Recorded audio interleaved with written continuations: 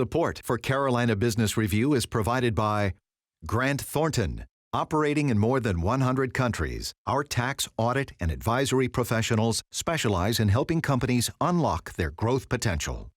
Blue Cross Blue Shield of South Carolina. Please visit us at southcarolinablues.com.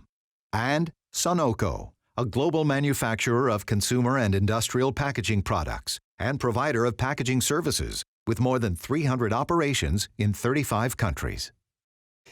Of the almost 50 separate programs we produce each year for television, this series, these two-part series, and this is part 2, the economic forecast, may be one of my most favorite. Happy holidays and welcome to the most widely watched source of Carolina business and Carolina public policy.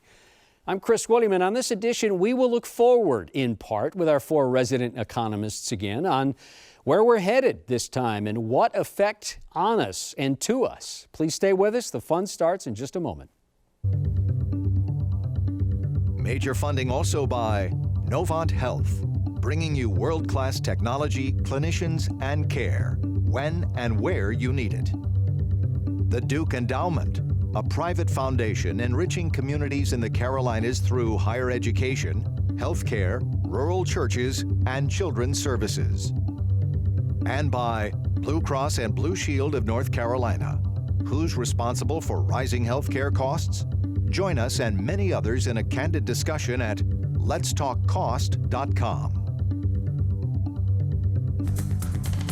This is the Carolina Business Review Annual Economic Forecast, featuring our panel of experts, Frank Hefner from the College of Charleston, Doug Woodward of the University of South Carolina, John Connaughton from UNC Charlotte, and Mike Walden of NC State University.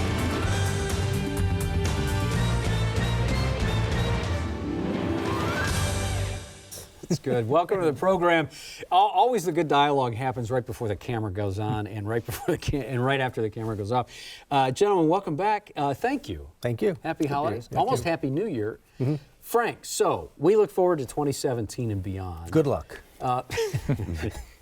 What is it going to be? Stable, fragile, surprising, tentative, explosively great? How would you describe it? Well, no, explosively great is the current kind of exaggerated terminology Trump has been using. It's going to be gorgeous. I don't know. It's going to be uncertain. That's pretty much it. I think the level of uncertainty has just increased dramatically. And so after the inauguration, we would be fortunate if certainty became more certain. Mm-hmm. Okay.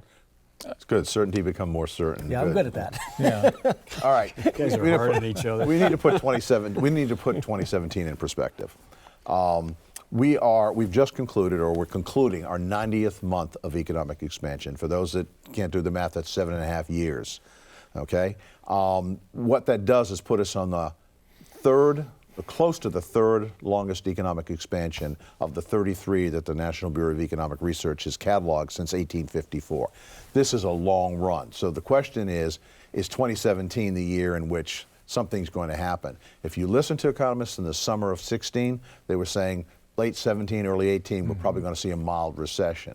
My guess is now, with the significant wrench that got thrown into the presidential campaign, that's probably not going to happen. Yep. We're going to have a Republican Congress, a Republican president. We're going to see 4 or 5 pieces of major stimulative legislation pass in the first 6 months of the administration. I think we're on a holiday during that period of time, and then we'll see what those programs look like in terms of what happens in 17. I agree with that. I think what we're looking at is there will be a lot of legislation passed, but it's not going to affect the economy. What we're seeing right now is a lot of momentum in the economy. Incomes are growing, jobs are growing. We're predicting another good year for South Carolina. I'm sure it's true in North Carolina in terms of job growth, about 2 to 3% in that range. So I think it's going to be a good year. Mm-hmm. Michael? But I think right now we are on this high. The market's on a high, expecting tax cuts, deregulation, our real estate infrastructure. Is yeah, and I think all this is going to be dependent upon if Trump gets what he wants out of the Congress. Just because it's a Republican Congress doesn't mean he's going to get it. I think we saw that in North Carolina, right? I mean, one thing, for example, the Treasury Secretary Designate said that, oh, wait a minute, on the tax cuts, we're going to take away a lot of deductions and credits for upper income people. well, that's going to get a lot of pushback from all the interest groups. So I hope we don't get into a situation where we've had all this bullishness and then to be disappointed, because I think that'll be reflected in market going down, et cetera. So hold on a second. We got a precedent here. So in the 1980s, to your point, John, when Reagan came into the White House, there was more momentum that extended that route, or that extended that economic, right? In the 2000s or the late 1999, same thing with technology happened. So why couldn't this happen here, Michael and Frank? That we'll end up with something. Well, I do think, momentum. I didn't mean my comments to suggest that we weren't going to grow in 17, and I am also on that bandwagon that we're going to grow. And before the election, I thought, again, end of 17, early 18 recession. Yes. I don't see that now. But my point is that I don't think we're going to grow. We're not going to grow at 4%, maybe for a month or two.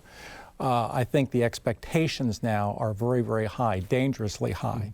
And I think we're setting ourselves up potentially to be disappointed. So what I want to point out is, because John brings in the longevity of expansions, which is a common thing, and I know you don't agree 100% with that, but expansions don't die just of old age. They stop because of natural phenomena. They stop because of policy decisions. They stop because of exogenous impacts. They just don't stop on their own. So something's going on. And so I think what we're going to see is that there are a lot of good reasons why the economy has the momentum and is going to continue. There's potential policy changes that will get us some more momentum, but there are also some underlying fundamentals, such as labor force participation, and that we discussed before, and also productivity, that could put a dampener on things. Well, it's going to be interesting to see if business investment picks up with a business-friendly government now. That's what's been missing. We haven't seen real capital investment, and that's what's holding our productivity down. A couple of things. If you look at post-World War II United States economy, estimates are that 70% of economic growth has been a result of capital improvement and technological improvement. That's really where productivity gains have taken place. I tell people that when you look at the initiatives under the Trump administration, ask yourself a real simple question. Will these initiatives, will these programs, will they change productivity? Will they create new investment and fundamentally change the productivity? Because that's the only solution that we have to this 2% problem. Or are they simply measures to create work and effectively what I would call closed gap measures? In other words, old Keynesian type of things, when you've got a gap between potential GDP and real GDP, you try to close the gap through make work projects. But typically we run into a problem with we don't time it very well. No, we don't. And I don't think that we understand completely the difference between, for example, an infrastructure program, which is really a close the gap. It has nothing to do with productivity, versus an immediate expensing of investment on R&D, which does have effect of increasing productivity. And those are distinctly different. But in 2017, would we really want to see a faster rate of growth than 2% with a tight labor market like we have right now? Okay, productivity keeps getting knocked around here.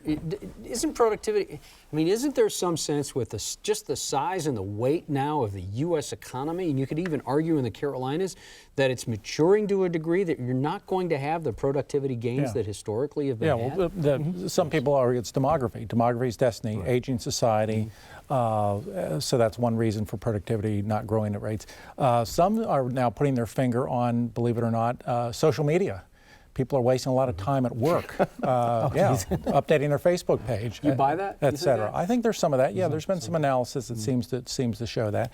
And then, of course, thirdly would be, are we doing the right things in education to improve the capabilities of students coming through the system? And I think we've got a lot of room to make improvements there. And that's way beyond 2017. That's way beyond 2017. How about the arc and the cost of health care? It's been pretty dramatically increasing. At least we saw that in 2017. Whatever happens in a public policy way with what a Trump administration can or cannot do around the Affordable Care Act, I don't think that's going to stop the juggernaut of cost of Medicare or medical care.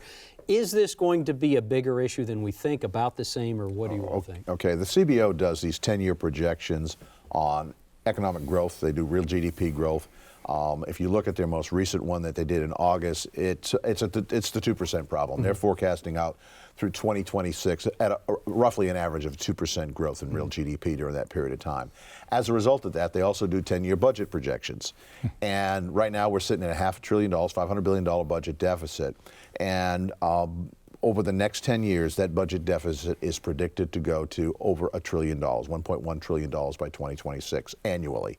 And that's predominantly health care and entitlement programs as it relates to Medicare, Medicaid, and Obamacare now, but what will be Trump care later on. Yeah, and of course, Obamacare got a lot of comment in the campaign, but interestingly and perhaps disappointingly, the candidates did not talk about Medicare, Social Security, how to make reforms there such that we can reduce those projections for increased borrowing. So consequently, will we not hear about Medicare and Social Security in the next year or two? Oh no, we will, because the chickens are coming home to roost, basically. The issues are now getting so big, and I'll let Doug talk more about that, because he had Larry Kotlikoff at his Outlook conference on some of these things.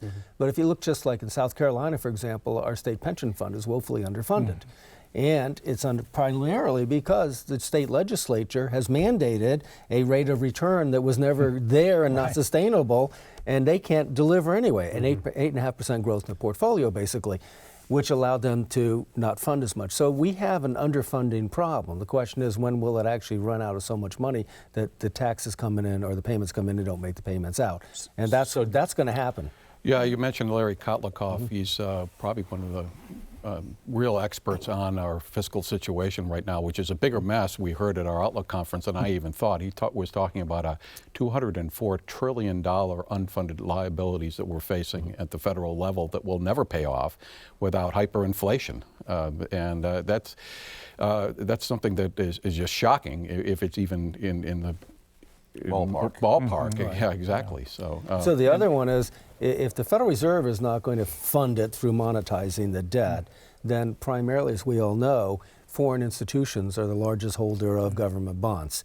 And right now we're running into the uncertainty of how are we going to act with foreign governments that we owe a lot of money to, and what are they going to do if we don't do things that they like? Well, that's what's holding us together. Is if foreign money pulls out of the U.S., then we're in trouble. Well, okay, and here's a couple things, and I'm not here to answer questions, but I want to be careful. These foreign investors are investors. Yeah. They are careful about their principle. They want the same thing that we want. So I don't want to get into that, but I do want to get into trade, international trade, global trade. It's clear how Donald Trump has felt about trade. It almost sounds protectionism. It's just the way it sounds. Is that a big issue? Is that something that could come home to roost, as you said? Absolutely. That's the biggest concern I have, is what will the Trump administration do on trade. He talked very, very aggressively during the campaign about bringing jobs back, bringing production back, 35%, I think, tariff, renegotiating trade deals, et cetera. If he moved ahead as aggressively in office on those fronts, I think we could have some issues. I don't think he will, though. I don't think he will. I think this is going to be one of those areas where he's going to listen to counsel and he's not going to impose. He might do some symbolic things on a case-by-case basis, which, by the way, Obama did with tires in 2009. Like Carrier Corp? Yeah, well, that kind of thing. But Obama put on tariffs, 30% tariffs, something like Trump's talking about, only on a specific industry with tires. And we saw what happened. It's kind of predictable. Some jobs did come back, especially to South Carolina, but prices went up, and I think consumers pay for that. Legislation's already in place for that to happen. Mike, I think we need to be careful about that throwing that 35% number out there. He's not said across the board 35%. It's been company specific. If you leave, I'll hit you with 35%. But John, isn't this a larger dialogue about corporate tax policy? Sure, people. It's like a whack-a-mole. Of course, they're going to respond. If you look, KPMG did a thing on, I think, 135 countries, and they looked at their effective tax rates.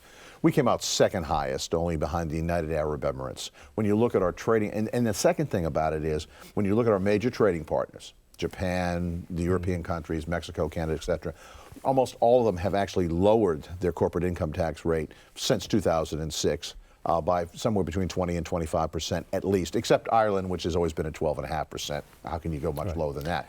We're at 40% when you throw in the federal rate of 35 and the state rates, the average of the state rates at 5. And we haven't changed it in 10 years while the rest of the world is lowering this. We've become uncompetitive from a tax standpoint on corporations. And don't everybody get worried because, you're talking about corporate income tax makes up about 11% of total U.S. revenue. So it's not the big thing. That will happen. So the federal fathers and mothers, as they debate policy in Washington, and you bring it back down to a state level, South Carolina has done an excellent job in economic development, overcoming some headwind around tax. North Carolina has even in the light of HB2 and some of the transportation issues, Michael, wouldn't you agree that some of the legislators have done an excellent job with the fiscal house and the budget? Oh yeah, we're running big surpluses. Yeah. So let's switch now. We've got in North Carolina a new governor, Roy Cooper, governor-elect. In South Carolina, Henry McMaster. How does that change at the top of the house politically affect kind of the arc of economic development for both states? Well, in North Carolina, we have a relatively weak governor compared to other governors, and we still will have a General Assembly that has a veto-proof majority, Republican majority. So nothing is going to get done unless the General Assembly agrees. I think that Governor-elect Cooper will probably change the discussion from what it would have been under a second McCrory term. I think he'll throw out issues like raising the minimum wage, obviously repealing HB2, maybe reinstituting the earned income tax credit, maybe taking back some of the reductions in the income tax rate. But again, that's only for discussion purposes. He really has no power unless the General Assembly goes along. So I don't see any big changes. I think Governor-elect Cooper will be aggressive in trying to use the phone to recruit businesses, just like previous governors have. But I don't think he's going to be able to really change the fundamentals right now of policy in North Carolina. In South Carolina, too, with McMaster coming in, I think we've had a lot of success with economic development under Governor Haley, and he just want to continue to see that happen. I would guess Henry McMaster does not want to upset the apple cart between now and the next general election. Yeah, I'll bet he'll keep the Commerce Department. Bobby still running the show with a lot of manufacturing. We created jobs in manufacturing. The rest of the country isn't doing it. We know how to recruit business, and I don't think we'll see a fundamental change in economic development. So politically, the real issue is who becomes the lieutenant governor in our state. And the order of secession is not 100% clear, apparently, and that's because Hugh Leatherman has dodged that bullet. Well, so far, so far, yeah, and apparently that's what's going to happen. So that could shake things up. But once again, it's the General Assembly that rules the state, effectively. Well, but let me come back to North Carolina, Jim. Be kind of quiet on this one.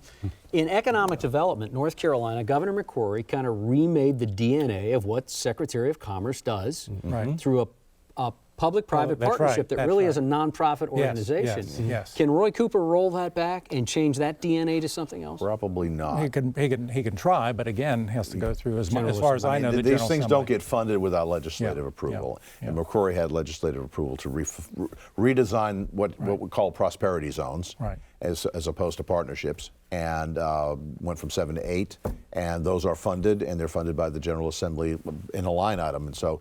I'm not sure that can change very much. I think that the thing that's been hurting us most is not the structure of prosperity zones or the public-private relationship that we have at the Department of Commerce.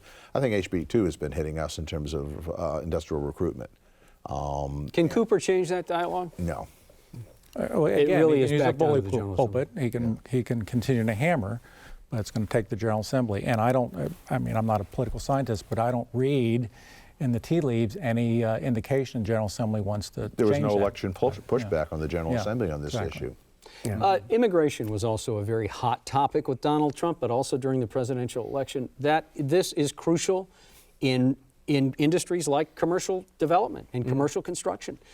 If H-1B visas don't flesh out the way they're supposed to, or there's a meaningful change with policy around immigration, is this going to be one of these things that come out of left field and really take the air out of an expansion for North and South Carolina? I think so. In certain industries, like construction, like you mentioned, I think that would be the one to be affected the most, especially in a tight labor market. We always like to talk about facts, but sometimes facts are your enemy. But the estimates are there's somewhere between 13 and 14 million illegal, undocumented workers. People in the country. 7 to 8 million are actually workers, in the economy. If you take that as a percentage of our labor force, and we've talked about labor force growth, well, think about reducing the labor force by 3% and the effect that's going to have on GDP, if that's one of the two things that generates GDP. So the whole idea that somehow or other you could round up 3% of your labor force and effectively take them out of productive capacity makes absolutely no sense whatsoever. That doesn't mean we don't need to have comprehensive immigration reform and deal with these folks and make sure that we know who they are and have secure borders. That's got nothing to do with this. Okay. But it the isn't going to practical expand. economic issue is. But it isn't going to expand. But the Yeah. other thing is, forget about the laborers for a second. Departments of Commerce like North and South Carolina will say, and probably there's a lot of truth in this, we can't find the top of the house technically because their visas don't last long enough or they can't even get them because of immigration policy. Yeah. Is that now? That's more than an anomaly. I would I'm expect assuming. the Trump administration will be sympathetic to that view, despite what was said during the campaign. And I think in terms of the current residents who are not legal, yeah, there was no way that we're going to round up 15 to 20 million people and deport them. But I do think the Trump administration probably will continue to go after those who have a criminal record, just like the Obama administration has. Well, it's going to be an interesting issue with the sanctuary cities. I don't think there are any in the Carolinas, though. Right. But on another side note that hasn't come up, but you brought in last week the issue of the surprise of Wall Street's reaction to the Trump election. And so the question is this over too much of euphoria? What's the expectation here? So I think the expectation, in one sense, in some of the industries is with the change in deregulation, all of a sudden these industries will be vastly more profitable. This is kind of an interesting natural experiment because if it actually occurs, we can actually see, well, did these regulations cost all that much and what's the actual harm? And so it's in anticipation of that. So there's a lot of anticipation of results that we don't know are actually going to be delivered. And I know this is asking you, we have 5 minutes left, this is asking you all to try to look around a corner for something that's unknowable, a lot like the outcome of the presidential election or Brexit. But could there be that type of surprise in 2017 that's going to change the direction of our dialogue, if not our economy?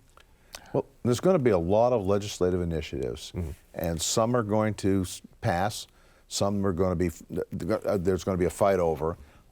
And depending on the mix of how those come out and depending what Trump does on border security, there are some wild cards that are out there potentially. There's no question about that. Yeah, I agree. Donald? The wild cards are going to be political. I'm not sure they're going to be economic. But no, if you have a significant change in the labor force, it could turn economic. It could show up. Well, Donald Trump was an unconventional candidate. I think he will be an unconventional president, meaning that he's going to be much more unpredictable. And I think that's how he got elected. And that's that how he might got, not that's be how a he got bad elected. thing. So I when we think look get at it. ready for surprises. Yeah. The change in the dialogue could be a good thing. I mean, better dialogue, discussing issues that we haven't done before. This could be a very positive thing if it comes out positive. Yeah, surprises aren't necessarily bad. Right. So we could be here a year from now, And me reading back your quotes. reading back the quotes and talking about what's in store for 2018, and the consensus could be, looks pretty bad. We could be looking at a recession in 2018, or it could be, my goodness, this is going to be like the 1990s again. We're going to be entering our 10th year of economic growth. And you'll give us the number of months and we'll figure it out all over again. John will be in the classroom once Right, again. yes. At the beginning of last year, at the beginning of 2016, you all said that you all agreed, Michael, you weren't here, we have 2 minutes left. You all agreed that this was going to be the year of the Fed, meaning 2016. Is 2017 going to be the year of the Fed? Will the Fed be more active than Well, it's they've been? Janet Yellen's last year. Right. I think she's going to try to create a legacy here. And I wouldn't be surprised if we didn't see the rate increases we've been looking for finally to kick in. And I'm not too sure they matter that much anymore. Yeah. That's the and other there issue. are two vacancies. There are two vacancies That's on the really board critical. That's that, critical. that a President Trump will be able to immediately act on. FOMC? Yes. Yeah. Yes. Yes. So he can have an immediate impact Exactly. on this, but it's likely he's going to produce inflation hawks onto that, which would be in line with potentially what Janet might be wanting to do. Yeah. It's unclear with her at this point in time where she's going to head. Do you think she's been a strong leader comparatively to the past 3 Fed chairs? I think she's been good. She ended quantitative easing, and I think she hasn't been printing money. So She hasn't had the personality that stands out, certainly like Greenspan's. But I think she's It would be certainly hard to- been competent. She inherited a tricky situation. It's still tricky. It's still tricky, And 3 yes. years in, you got to ask yourself a simple question, because we've had no fiscal activity whatsoever in the last 3 years. Is the economy better now than it was 3 years ago? And you're going to have to answer that question with, it is. yeah. And you said something, you got 20 seconds left. You said that interest rate increases aren't going to matter. Well, I don't think they're going to matter as much as everyone's worried about. I mean, You mean Federal Reserve? Yeah, for the I agree Federal with Reserve. I mean, agree with housing's not going to collapse because of that. Right. Jobs aren't going to die. Right. I think the economy's going to continue And we're to not grow. going to see a big increase. Right. Okay. That'll be the last word, and we wrote that down. Thank you. I'm hearing we wrote that down. Guys, you know I always enjoy these dialogues, and I know what viewers do and the crew does, so thank you so much for doing this year in and year out and being willing to do it. Doug, thank you. Great to be here. John, always nice to see you. Great to be here. Frank, See you, safe everyone. travels Thank you. back Thank to the you. Low Country. Good to see you. And Michael, welcome to the group. Good Thank to see you. My pleasure. Thank you. Until next week, I'm Chris William. Happy holidays. Good night. Major funding for Carolina Business Review was provided by the Duke Endowment, a private foundation enriching communities in the Carolinas through higher education, healthcare, rural churches, and children's services. Blue Cross and Blue Shield of North Carolina. Who's responsible for rising healthcare costs? Join us and many others in a candid discussion at letstalkcost.com. Grant Thornton. Operating in more than 100 countries, our tax, audit, and advisory professionals specialize in helping companies unlock their growth potential. Novant Health, bringing you world-class technology, clinicians, and care when and where you need it. Sunoco, a global manufacturer of consumer and industrial packaging products and provider of packaging services with more than 300 operations in 35 countries. Blue Cross Blue Shield of South Carolina. Please visit us at southcarolinablues.com. And by viewers like you. Thank you. Promotional consideration provided by Business North Carolina Magazine. For more information, visit carolinabusinessreview.org.